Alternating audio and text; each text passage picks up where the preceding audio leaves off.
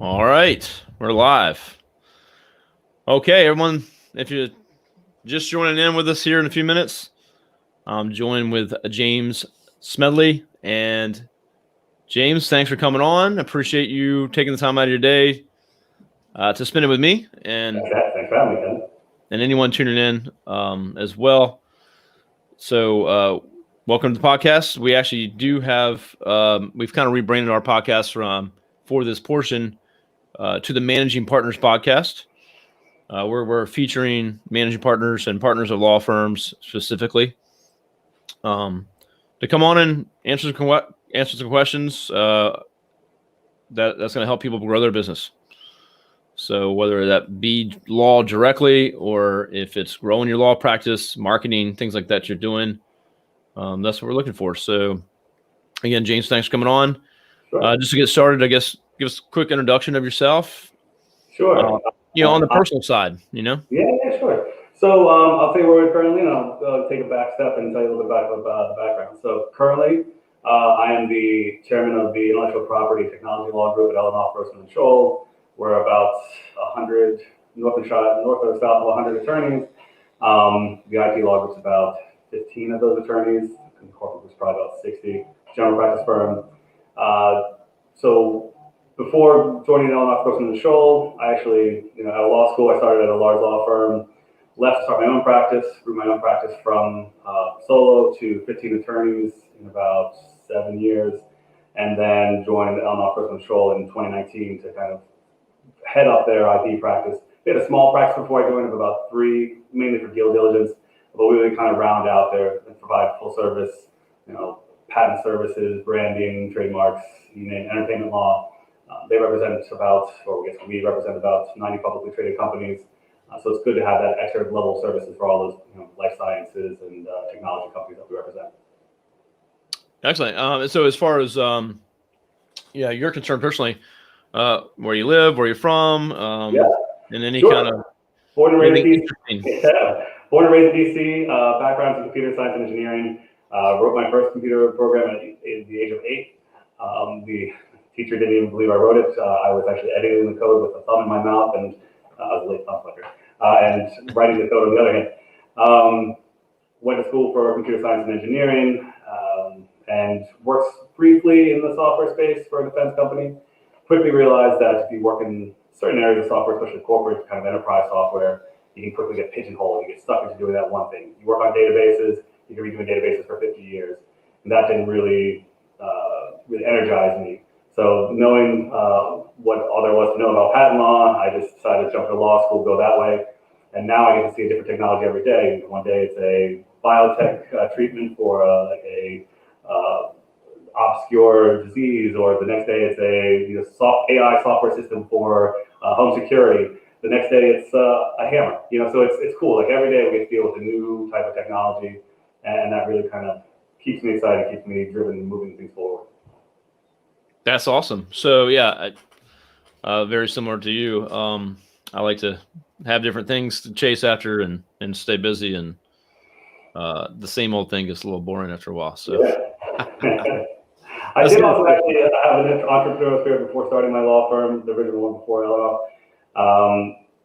I own 2 software companies that I developed and sold them. Actually, sold one to Polaroid. It was a CRM software to Polaroid, and the second one was kind of a software as a service business that kind of went on its merry way with the other partner. I was going in a different direction at that time. So also, even though I work with a lot of entrepreneurs, startups, emerging growth companies, it's kind of nice because there's a couple of us here at EGS that have that industry experience as well. We've been through the hardships of raising capital. We've been through this, long grinding nights and days getting the products ready for deployment. So it's good to be able to feel the client's pain as well. That's really cool. Yeah, I can definitely relate. I've actually been a partner in some other companies in the past, and software related. And then also we developed software early on in this company that I am now. So watching projects go from start to finish, or to deployment and capital investment, all that stuff. So yeah, that's really cool. So you sold a business or a software to Polaroid. Yeah, well, I guess it technically wasn't Polaroid because at that time, Polaroid went through this whole transition of like they were owned by a private equity company. So I don't remember what entity at the time owned it, but the brand Polaroid, yeah, it was a Well, that's CRM really software cool. for their tech support services. Yeah. Actually, I would assume when you were talking to a startup or a software company that you're representing, you got some passion there too. So because Yeah, you've well, personally honestly, developed it. that's one of the things that we see. Like, I think one of my number one indicators for whether a startup company that comes to us and whether they're going to see it is really the passion of the founders. You know, a lot of times when people come in and they're like, oh, I have this idea and I want to make a lot of money. Different from this is what I'm passionate about. You know, I really have this solution that's going to help this industry, and it doesn't even have to be like cure for cancer. You know, one of my favorite clients actually just closed their Series A, and oil and gas. It's just a AI invention in oil and gas, but they're so passionate about it. You know, like no other experience other than just, hey, there's this problem that I know how to solve, and I can use AI ML to do it, and so they're passionate about it. I was like, this guy's going to succeed. I was an early supporter. Did a lot of cut rates for him, knowing that he was going places, and we'd be right there as he grows. And sure enough, we closed the Series A, so we're still benefiting with them as they grow. Wow, that's really cool. So yeah, that's definitely different. I definitely have had people approach us in the past. We're like, hey, we got this idea, we want to just make it, but and they're just the idea, but they're not passionate, and they just want someone else to carry the heavy load. Mm-hmm. And it usually doesn't work out that well unless when you see someone show up that says, hey, I'll put all the sweat, blood, and tears into it, and I'm continuing to do it, and I don't take a dollar home, and I want to see this happen. They're the ones that usually are gonna.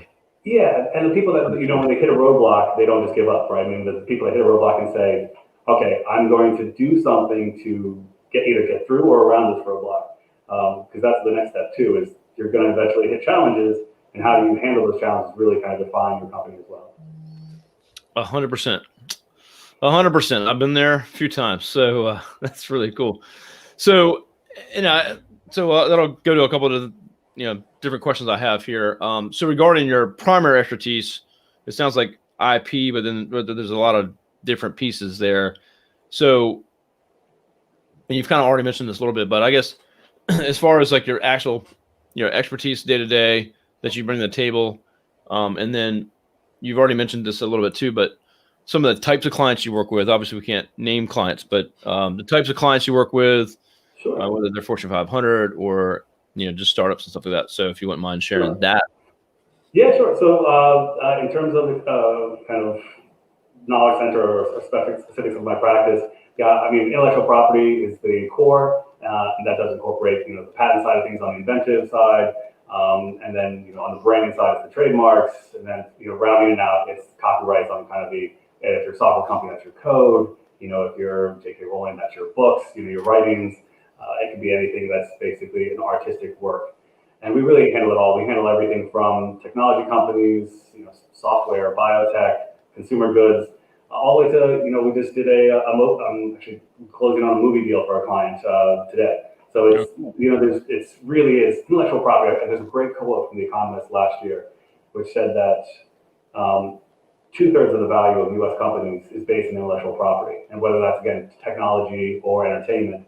I mean, if you look at the U.S., the way I view it is that, we're not necessarily a manufacturing hub anymore, right? What we give the world is technology and entertainment. It's the Kardashians, the Marvel movies, it's the Apples, it's the Elon Musk of the world. So those are things we sell. Those are all rooted in intellectual property. So it is kind of a good sector to be in as well. Now I'm going to blank on the second question. Expertise, and then I was saying some of the types of clients. Yeah, so it really varies. We do represent some very, very prominent enterprise Fortune 50, Fortune 100 companies. The broader corporate group represents a lot of mid-market companies. Actually, they've kind of gone crazy on the IPO side of things. There's a new type of, it's not new, it's the hot thing right now, called a SPAC, Special Purpose Acquisition Company. Ellenoff, I think, has done definitely top 5, which is kind of amazing considering we're 100 attorneys compared to the 1,000 head count law firms. I think we've done more than 50 this year. I think we did 13 last month alone. So it's great. It's basically kind of like the public version of a private equity firm. And so you take a public company, it raises $200 million, and then it goes for a company to buy. And so it's become very popular. So everyone's getting into it now. It's a hot space. Not my practice area, but we're always tangentially involved because again, it's going to be a fintech acquisition corp, right? They're going to go buy a fintech company. Now we have to find it. When we find it, we got to do the diligence. So we got to go through: do they own the patents? Do they actually have IP that's protectable? All the things. Are they who they say they are? So then you go back into your kind of typical M&A work as well. But again, my own personal development practice is more along the lines of startups, emerging growth. We bring in a lot of new companies. We do a lot of hand holding. We do a lot of, we have a startup package to help people who don't have a lot of capital, maybe bootstrapping. We help them get to that phase where they're going to raise capital from angels and VCs, whatever it may be, because of where they're at. And again, that's kind of one of my favorite areas to be in because they really develop kind of the revolutionary technologies. A lot of the institutional guys we work with are kind of evolutionary. Samsung's working on the next TV, the next the next handset, the mobile phone, tablet. Their product line is developed. They may come up with some new stuff, but ultimately it's still kind of evolutionary. The revolutionary guys are the startups that are going to say, I have this really emerging technology that really no one's kind of sat on. It may still be evolutionary, but it's definitely typically a step beyond what the enterprise guys are doing. So it is fun to be dealing with these guys that are kind of on a rocket ship and seeing where they go. Yeah, that's awesome. That's exciting too. Yeah. So for just a quick thing for anyone listening now or in the future is with, say I have a startup right now and I'm like, well, I don't need, I want to develop and get running and see if I'm profitable or get it up in the market or get it in beta or whatever it may be. How important is it to talk to someone like yourself early on versus waiting and the risk of that? Because I know. Sure. So early on is very important for legal, and finding the right legal partner is very important because we get a lot of people that come to us, and some people come with the idea that I have to be overly concerned about protecting myself early on to the extent where they never get going. So that doesn't mean you don't do anything day one, but you don't spend 50% of your initial capital on legal. As I always try to explain to the startups in particular, you want to put most of your dollars in things that have a good ROI. Marketing has a good ROI, right? You're hoping to get $5, $10, $15 per dollar spent on marketing, right? R&D, making your product better, that has an ROI. Legal doesn't have an ROI per se. It has a protectionary effect, but it doesn't necessarily give you some kind of return. You do your terms of service, your privacy policies, you're not going to get money off of that. No one's going to read that. It's just going to protect you, right? So it's like lower your liability. Now, the reason I have to say to talk early is because there are certain things that if you don't protect early, you lose them, right? So if you don't file your patents early, you can put them into the public domain and lose rights to them. So, and that's value lost. So do definitely talk early. There's no shortage, ourselves included, of attorneys that will talk to you initially for free, give you a concept of what you should be doing, and then it's your determination and decision whether you actually want to follow that advice. And there's some self-help things you can do. Just get someone that you're comfortable with.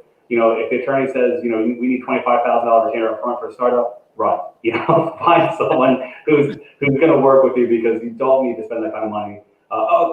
Caveat, as we are attorneys, there are some companies that will need to do $25,000 worth of legal in front, right? If you have a regulatory issue or something like that, dealing with a trading platform for securities for non-accredited investors, you might spend $25,000. But for most cases, you will not.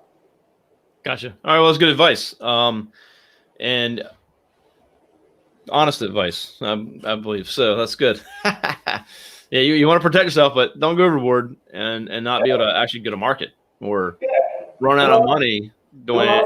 Clean up later. You can do a better terms of service later, right? You want to have something up there, but there's some things you are at risk when you're a startup, right? I have people come and say, we want to do a free offering. We got to understand whether we're going to be sued. I have a secret to tell you.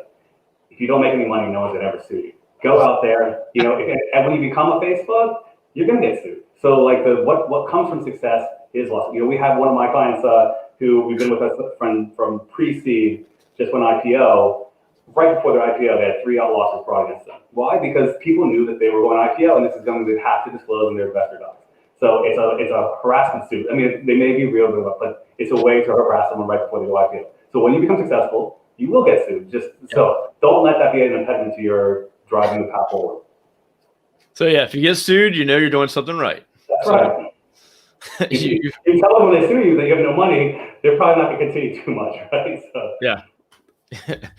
So that's how you know you made it. You can start getting sued more often. Yeah. So, Yeah.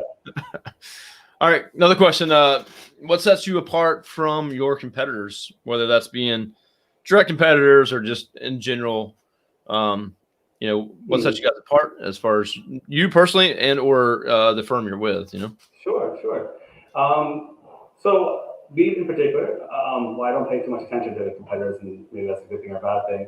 But I think the one thing, or the couple things that I've done, which I think have helped me in development, regardless of competitors, is be a resource for your clients beyond just legal resource. I built a large network, so what we've seen, we've seen people come to us over and over again with the same problems, right? I think we talked initially, I have an app idea, but I don't know where to go next. I have this great idea, but I don't know what to do. Great, I actually have built relationships with a bunch of app developers, software developers, and again, I can't say that it's be right or wrong for you, but at least you can talk to them and get a feel for what you need to do, whether that's go find someone who's going to be a CTO or hire these companies for equity, that kind of thing. Same thing. You have a consumer good, I have product designers. You're ready to raise capital, I have a network of VCs. Again, I can't make them write a check, but I can give you a warm intro. So that kind of thing where if you can help your clients move forward, that not only will they really appreciate and respect that, but it benefits you as well, because if they do move forward with the product and they come back with contracts that they need, or they raise their Series A or B, and you get to do the legal work, it's just a win for everybody. So it's really I think that's one thing that's really helped me in my kind of career growth, is building networks with people that we know that other people are going to need that help from.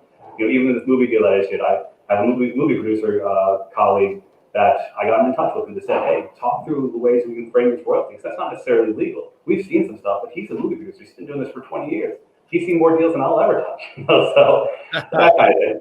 And then I know finally, and this is self-serving, on the patent side, so patents is this interesting area of law, I'm not trying to bore anyone, where you have to have a hard science degree to practice. So you have to have a biology degree or history, computer science, electrical engineering. What you'll find with a lot of these engineers and brainiacs is they're not always necessarily the most personable. And so I think in the, kind of the one, the man with one eye and the land of the blind people is king. So it's kind of like that. I'm dealing with my competitors are people who are very engineer mind focused, and it's a personality game. You really need to be able to connect with the client, give them that personal experience, understand. I guess getting probably pretty off our topic. One of my patent attorneys, we work with this university, it's a public university, and the head of tech transfer. We were working with him, and he said, he said to my attorney, he said, I'd really love to talk to you guys more about what you do and get you involved with us. And she literally said, sorry, we work with this client, so that's it. I was like, if the head of tech transfer says we would love to learn more about your services, I was like, you jump on a plane, you buy a bottle of champagne, you get down to that university, right? Like you find out whatever the nicest restaurant is, and you talk to them, right? So you don't go, no thanks, I have other things to do. So some of that's lost, I think, on the kind of very bright left brain, switch type people. Like very smart, very technical, but sometimes can miss the forest for the trees. Well, I think too. We do some similar stuff. I have personally, but I've also tried to make it working into my company a little bit recently, where we have a referral sheet for clients. So if my project manager gets asked by a client, "Hey, do you guys know any business lawyers, or do you know any accountants, or do you know any photographers, or anything that we don't do, but we know we have a good resource," right? That I've started putting it in a sheet, and my whole company has access to it. So yeah, if client asks for photographers, go to the sheet, see who we list, and say, hey, here's 2 that we recommend, or whatever. Yeah. And that's just it. Helps relationship. It helps them, and especially for stuff that we just don't do that maybe a marketing company would do. We say, hey, we don't have a photography team. We don't do that. So, but we do have some local resources. if you're local, or if not, here's what we recommend. And Yeah. it just helps the client. They love us more for it. And, Totally. and of course it helps, we get reciprocation. So we got our business law firm that we use. We might recommend them. They send us referrals when someone starts a new company and talks to them about IP or trademark. And then they say, hey, do you have a website, or do you need marketing? And then, so it all comes back. So yeah, I love that a lot.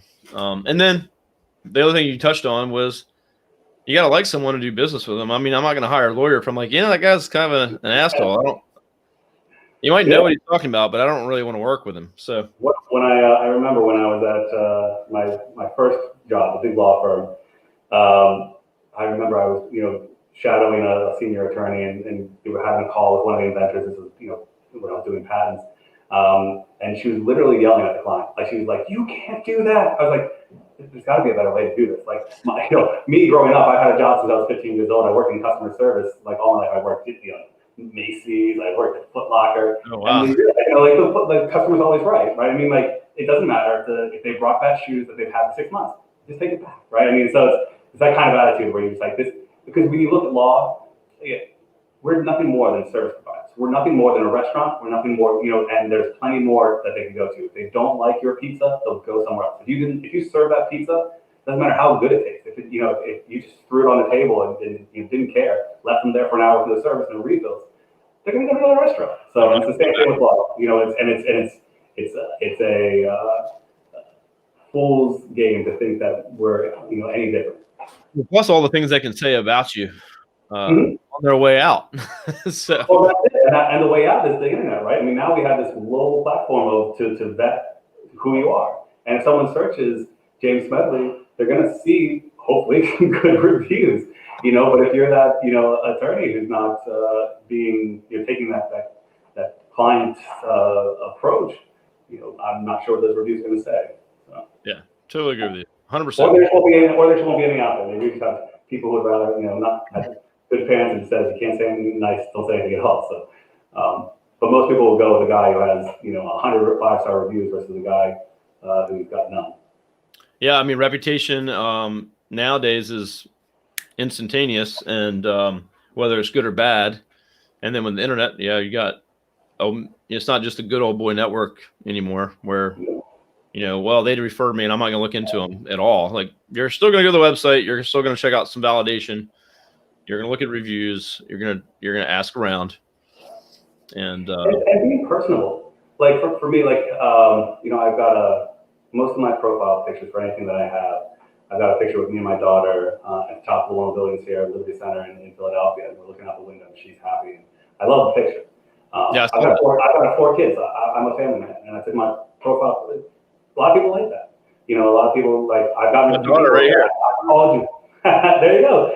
So a lot of people call me and said, like, I'm parsing through 100 attorneys and they all have gray suit, blue tie, whatever, and then I come across you with your little kid and you're happy. Like, so it does help you stand out a little bit too. Like, be yourself, be genuine. Don't be afraid to And I do it on that side too, where I've got 4 kids. If someone wants to call between 5 or 6 o'clock, you might not get it unless it's an emergency. Like, I take my family time very seriously. And if that's not your type of attorney, then I'm not your attorney. But I have plenty of clients that are family people. They understand. They've got their kid at their side too. So probably more frequently than not, people are like that. Then I need someone who's available 24/7, and you have to drop your family for me. So maybe you don't want that client. Yeah, and I think realizing that not everyone's a fit for Yeah. I say for that call, right? So we send no to clients all the time, potential clients all the time that just aren't a fit. And I think early in business, most people, like, I got to take on anyone that will say yes, and you get caught up in this, can't get out of it. Like, clients are walking all over you, and you're doing stuff you should be doing, and you got all kinds of different clients that you're trying to keep up. So it's, just got to say no when you say, hey, this doesn't look like the best fit. And whether it's that on values or personality or whatever it may be, but I think that's, putting it out there and being honest with it is a great thing to do. So that's awesome. Plans for growth in the next 5 or 10 years. I know you head up the IP section. So I mean, as far as like the practice area growth, or maybe it's personal growth, either one's fine. Or if you want to share both, but what do you kind of see in the next 5-10 years for you? Sure. I think it's a mix of both, right? So, I mean, I think, COVID's been a real hard thing for everyone in terms of just mental and physical. It's been a lot of toll, at least if you're in an area like we are here in Philadelphia, where everything's locked down, and then even the craziness with all the riots and everything like that. So it's maintaining the personal growth. And that's something I started probably maybe 6 or 7 years ago. When I started my practice, I was in a low and building up, but then it was physical fitness, meditation, things to help your mindset. Because when you do those, everything's easier from there. Like when when your body's resilient, when your mind's resilient, it's easier to do the work. So maintaining that and growing that. But also on the business side, I'd say a couple things: continue to grow the network. Again, like the more ability we have to offer additional things to our clients, the better for everyone. And building those relationships, so you always have someone to send someone to. You're always that go-to for people. Other growth things, I think that probably for me, being integrated into the firm the way we are. So we have the head of the IP group, we have the general practice, so we have a labor and employment, we have a corporate group, is being more proactive and also crossing those silos and being able to cross-sell. And we really try to push on that. But especially since the firm's been around for 27, 28 years now. When an IT group comes in a year ago, now we redo our really pushing this. No one knew they had these services anymore before. And it's also learning what my own clients need and letting my own clients know, hey, if you have a labor dispute, we got a group here that can handle that. If you have a securities law matter, litigation, we can handle that. So those kind of things. And actually, one thing actually came up with that. The company that I mentioned before, who we had with since the beginning, they did an IPO through a SPAC. And when I found out, I was like, that's literally our bread and butter. Why didn't you know? So but they didn't know, right? I mean, so they thought of us as their IT people. So it's making sure that everyone's aware of your capabilities is probably also one extra area of growth for me personally. Excellent. Okay, so and on the network thing, I started my business not knowing anyone in this area and build my network, and that's something I always go back to, no matter what. Even if I went out of business or started another business or got in a situation, like your network is something that it can help you grow personally. Are we allowed to mention specific tools? Because I think there's one that I found to be great. That's kind of cross vertical. So Shaper, it's a networking app. It's kind of like a Tinder for business people. You go on, you get a little picture and a profile, what they people do. Swipe them if you like them, swipe them if you don't. Avoid the MLL people, avoid the cryptocurrency traders, whatever. They're trying to sell you something. But there's lots of people. I mean, that's where I met that movie producer. Oh wow, that's really cool. And what's the app called again? I met politicians. Shaper, SHAPR. Shaper. Yeah, and you pop it on your mobile phone. Swipe it when you're bored. If you don't have anything else. We've gotten clients off of it. My closest friend here in Philadelphia is met off of it. It's great. You can meet just the craziest random people. I met a guy that actually I had a really bad tattoo on my back that I got when I was 14 and had to get it covered up because my kids can read now and it's inappropriate. So I met the guy who did the cover-up tattoo on my back. So literally cross-vertical. You'll find a great cross-section of people. Well, I appreciate the tip. That's really cool. I feel like I've heard of something like that, and I didn't know. That's just the one that. So it's like Tinder for business owners. Yeah, and not just business owners. I mean, there's everything from and I've helped both sides, right? So I met someone who's a financial analyst at Deloitte. She wants to go open a company, and I sat down and I talked with her about all the different things that she should consider. Amazing woman. I mean, she was so analytical and prepared. She was. I'm sure she could be one of those people who makes it. But just like that. So it wasn't just who can I do something, who can do something for me. You have to look at it as who are these people that I can do something for? Can I help this person? And it's everything from students to, and it's great too, because sometimes you do get that, right? You contact with a student and then all of a sudden, they're introducing you to someone who needs your help or needs one of your network's help. So it's just a win for everybody. So don't always look up, look across or down as well. That's really cool. I actually put that in the comments for everyone for this post. If you're watching the video, I'll put it in the comments as well. But So just check out Shaper. Maybe you can meet some good connections. And it's And I have 2020. no, You can't walk around and meet people. not a paid advertisement or anything like that. No. You'll get your commission check for that one. Right. Well, it's 2020. The year's definitely different. You can't go to a 200 person, 400 person networking event, Right. And have drinks and cocktails and meet people all over the place. So, I'm sure this app is doing very well right now. And if it's something I'm definitely going to check out. But yeah, your network is something that, is legacy. It can last a long time. And if you're a good reputation, you do what you're supposed to be doing, then, your network's going to take care of you. And, you got to put in some effort and work to, reciprocate and try to refer people in your network as well. But that's something I've always really spent a lot of time on, and it's done me well. So very cool. There's actually one more specific tool. I don't know if we're getting too into the weeds here. LinkedIn is a great source of referrals as well. They have sales managers. That's how we met. I reached out to you on LinkedIn. So. Well, there's a software. It's a Chrome extension called DUX-Soup. I don't know if you've heard of it. Basically, it allows you to automatically touch people's accounts. It also has some other automation, like you can send automatic emails and everything like that. But I just use it because Sales Navigator allows you to find very, very specifically, target very, very specifically who you want to look at. So I can say only principals at VC funds in the New York metro area who have been there for 10 or more years. Very specific, right? I mean, kind of like people that one. And then Duck Soup will just go ahead and touch their profile. So basically say, James look at me, James look at me. And then I just wait for people to look back at me, and then I connect with them. And then since I'm constantly publishing articles that are in that field, whether it's our clients raising funds in that area or articles about VC, IP, things like that in the news, I start to show up on their radar more and more, and it becomes that kind of knowledge expert for that area, right? So now they're seeing me all the time in their feed. And we just connected. We didn't even have to message or anything. I may message them if I find them particularly interesting, but just having that connection game of if you have 5,000 loose connections and you're publishing, you're basically just a newsfeed for them, right? And you're showing up because you're publishing blog posts, you're sharing articles from other people. So they're seeing your name and you're becoming this person in their life without them even actively knowing. No, 100%. That's a great tip right there. A great digital marketing strategy. So that's how I view it too, is LinkedIn. I use LinkedIn a lot. I think I'm at almost 19,000 followers or something like that.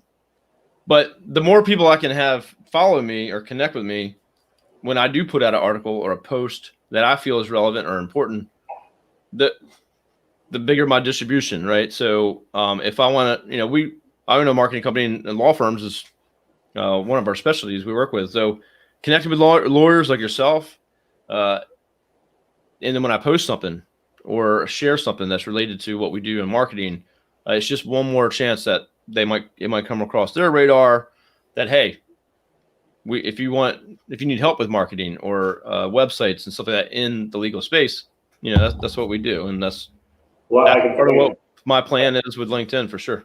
Well, I can totally see, knowing the number of attorneys that I have in my career, I can totally see why people would come to a company like you or a person like you and hire somebody for the services, because when I bring this up to people who are attorneys, they don't always get it. They don't always understand how this works, how this is going to help them. They don't understand the marketing portion of the law firm side.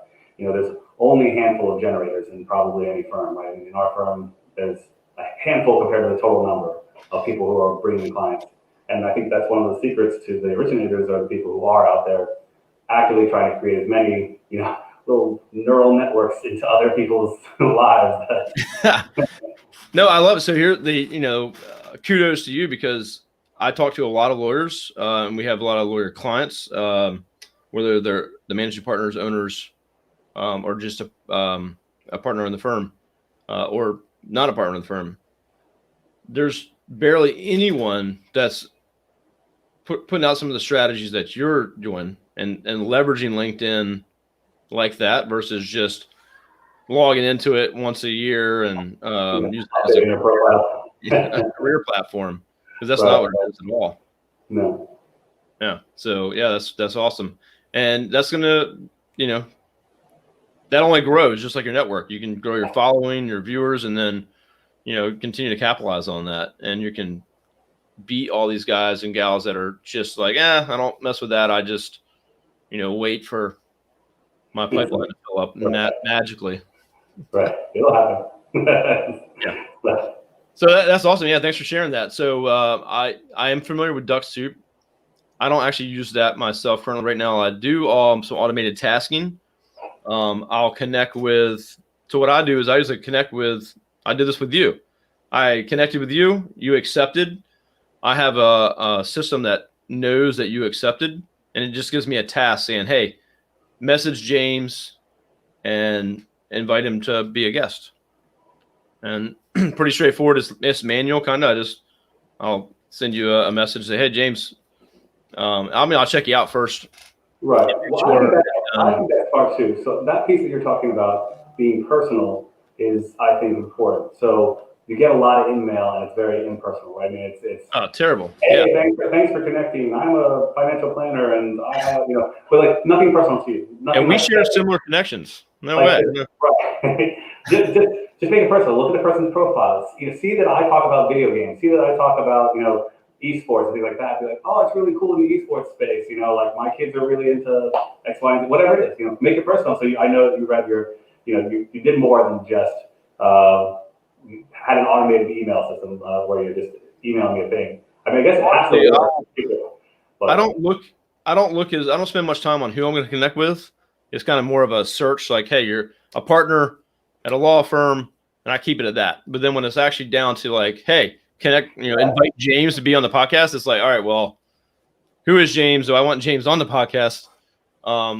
And sometimes it's based on where I think they are, what kind of law they practice, or if they look like they're going to be a good guest or not. So, and then from there, I'll write up something and invite each one.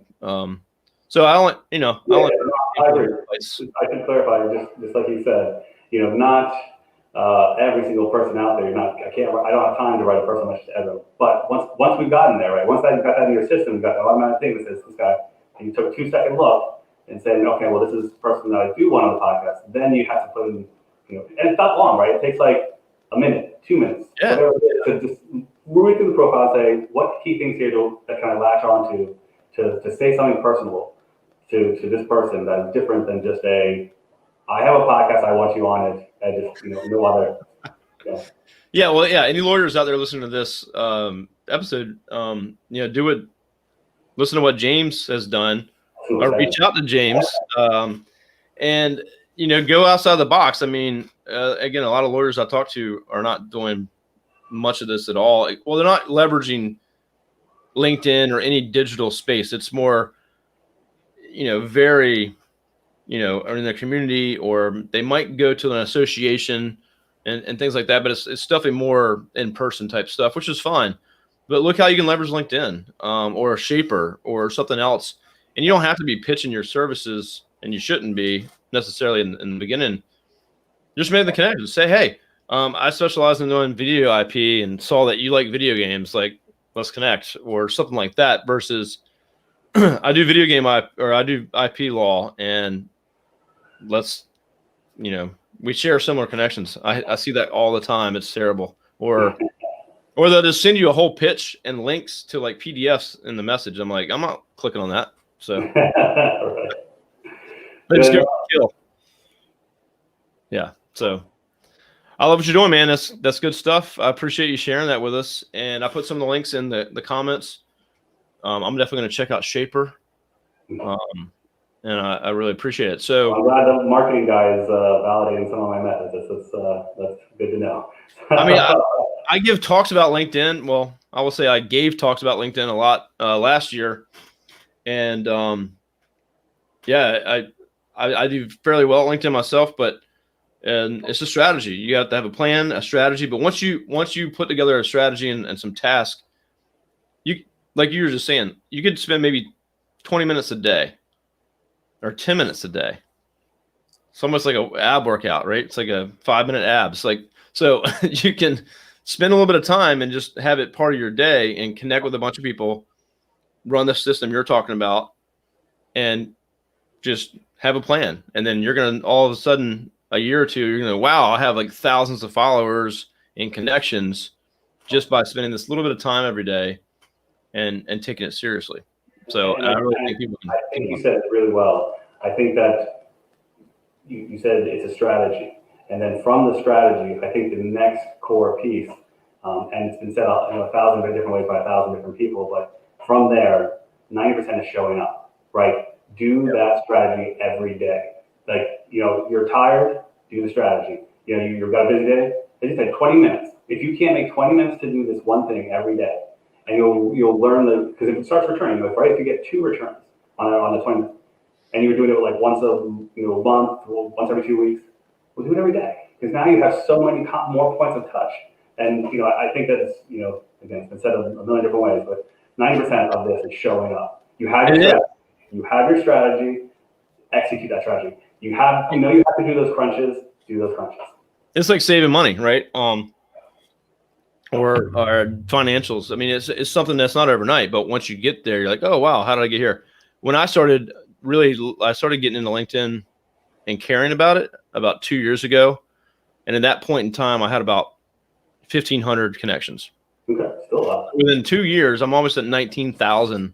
Wow. Right now, and it's just, I mean, it's just little bits at a time. I mean, it's not like you can get 10,000 in 1 month or even a year barely. So it's, it just takes time, and then after a while, it starts to pay off. So yeah, very cool, man. I really appreciate you sharing that. For anyone listening to the audience, what's the best way to connect with you? With me? Yeah, what's the best way to connect with you? Sure. I shared your LinkedIn. Yeah, LinkedIn's good. I mean, so I'm on. The best way is just email. Right? I mean, just go on the firm's website, egsllp.com. That's like eggs with 1G, llp.com.